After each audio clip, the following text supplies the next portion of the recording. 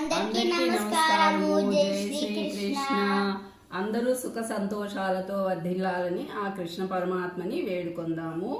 నేను బాలా త్రిపుర సుందరి శ్రీ ప్రయాగ్నామనవుడు వచ్చేసాము. ఈరోజు మనము చెప్పుకోబోయే శ్లోకము మొదటి అధ్యాయం నుండి అర్జున విషాద యోగము 24వ శ్లోకము చెప్పుకుందాము. మొదలు పెడదామా నాన్న?